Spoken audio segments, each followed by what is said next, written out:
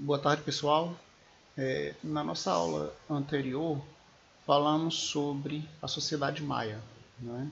A cultura, as grandes construções que eles fizeram, as pirâmides e o, como eles submeteram ali a região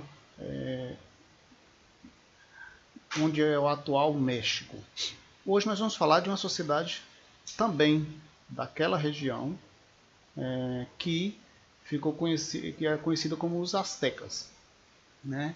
Então, por volta, né, vamos falar aqui dos astecas, por volta do século XIII, né, aqueles povos que nós já falamos, mexicas ou astecas, eles combateram e submeteram os maias e toltecas, ou seja, os astecas é uma sociedade que formou após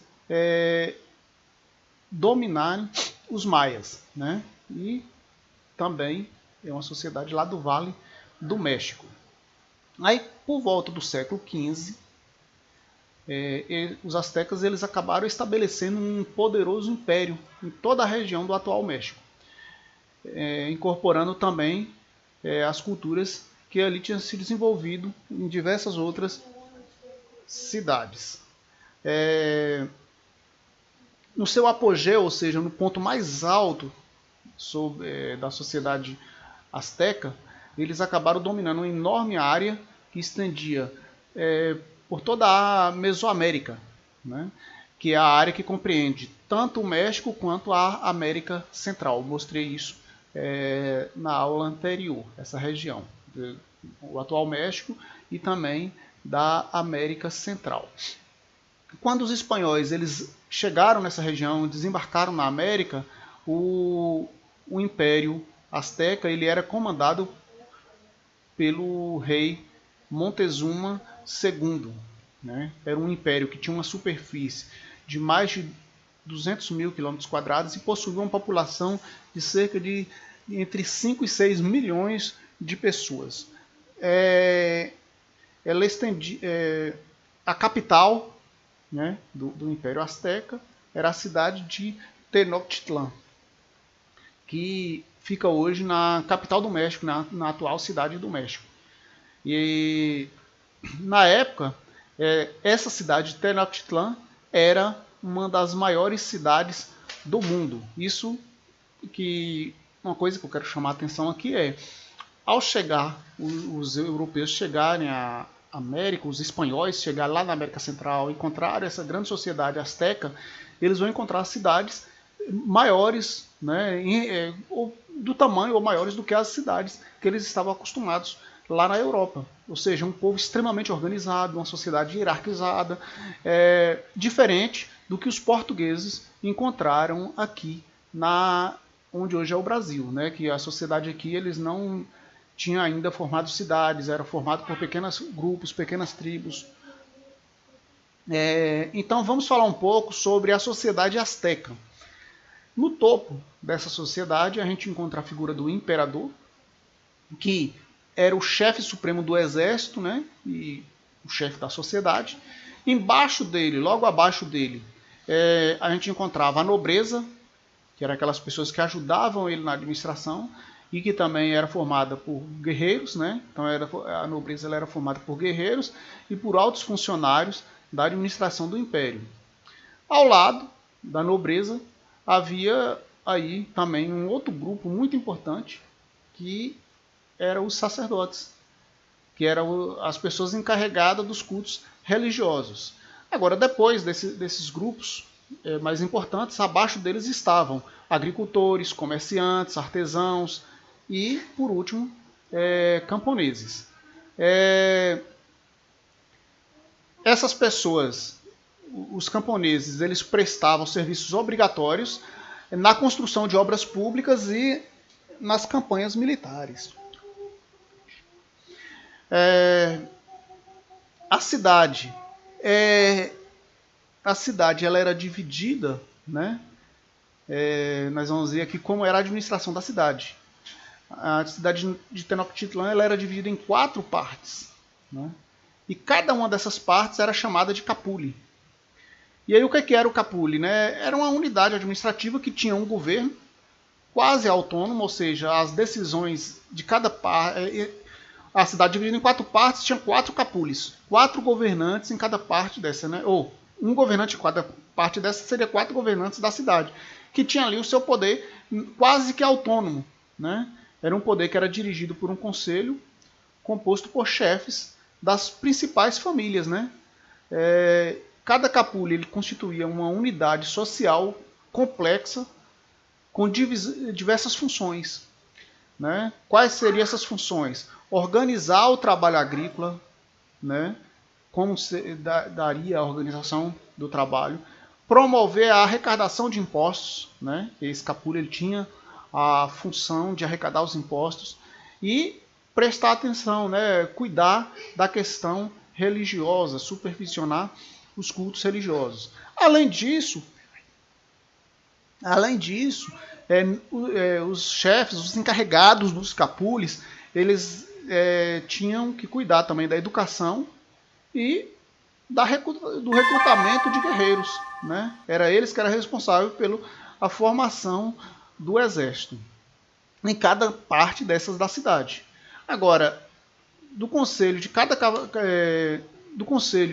capulli era escolhido um indivíduo carregado de representar seu capulli no governo central, ou seja, tinha lá a administração, esses 4 núcleos administrativos, e ali eles elegiam pessoas para representar no governo central.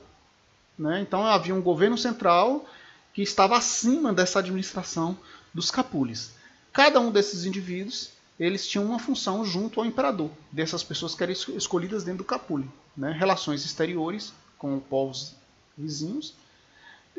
A função deles ou poderia ser relações exteriores, cuidar da questão da guerra e paz, cultos religiosos e assuntos internos. Acima dos capullis estava a estrutura estatal, que era centrada no imperador, ou seja, o imperador estava acima desses 4 grupos encarregados de ajudá-lo na administração da cidade.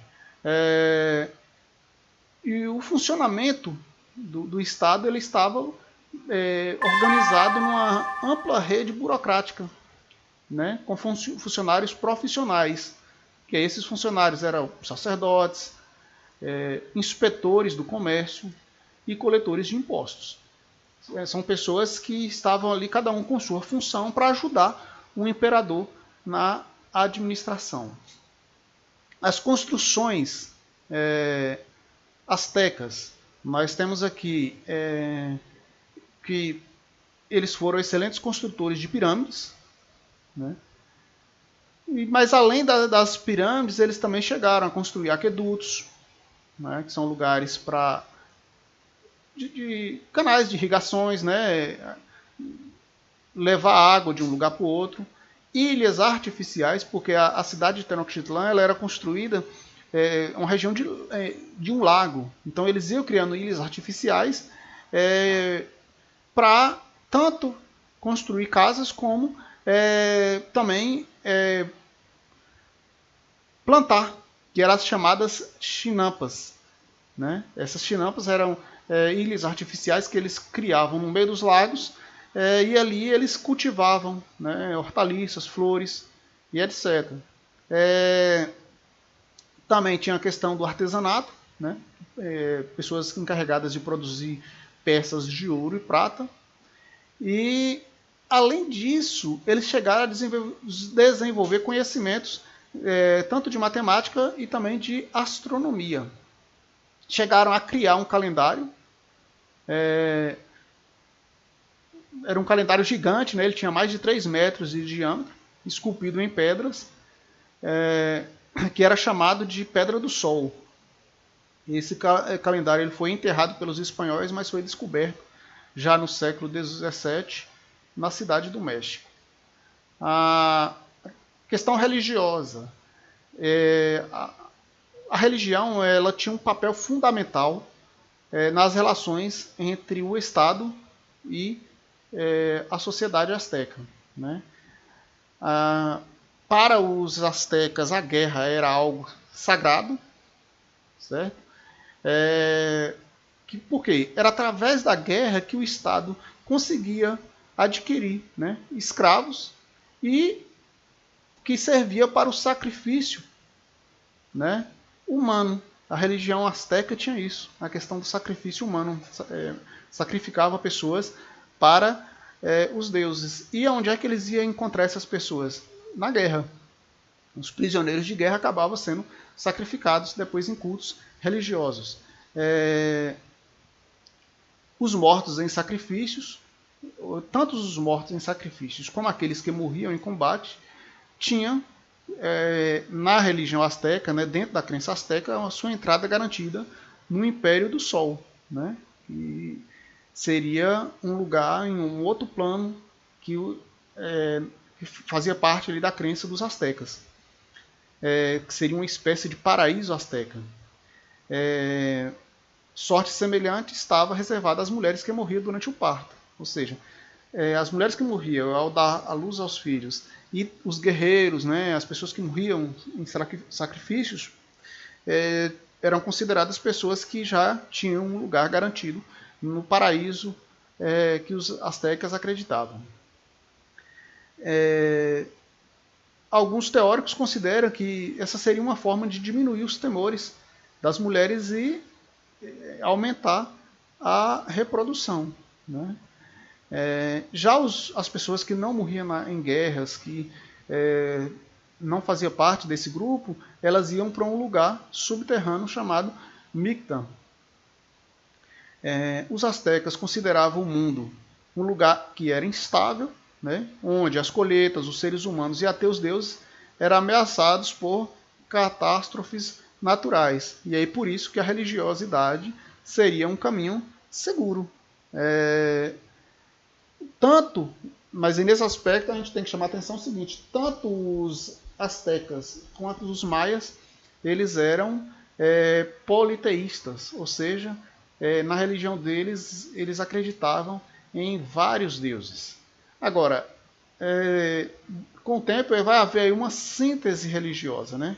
A religião asteca ela foi o resultado de diversas práticas religiosas dos diversos grupos dessa região da Mesoamérica, né? Essa região que compreende o México atual e a América Central. Os astecas eles vão criar ali um resumo da religião desses diversos povos que eles se submeteram ao seu domínio e vai formar essa religião que nós estamos comentando, né?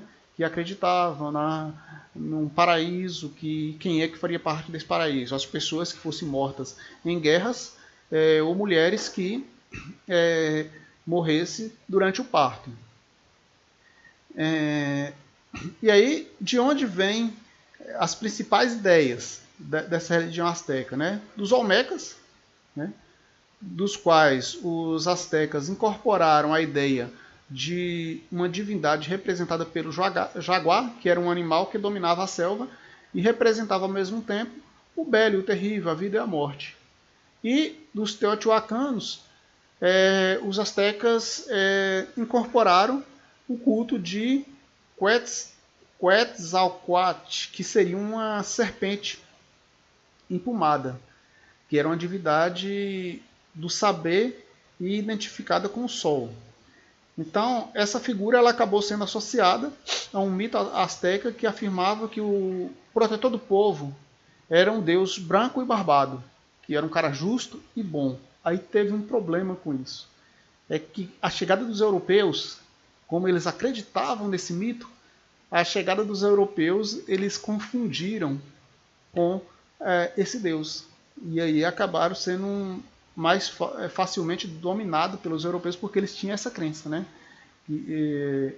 O protetor deles seria um deus que teria de cor branca e que tinha barbas, né? E que era um cara muito justo e bom. Aí e havia também a promessa, né, que ele retornaria, que esse Deus retornaria à região. Ele teria sumido, desaparecido misteriosamente nas águas do Golfo do México, mas que ele retornaria para estabelecer sua ordem, dominar a região. E aí esse mito acaba, como eu disse, desempenhando um papel decisivo no momento de contato com os europeus, né? Porque os espanhóis eram brancos, né?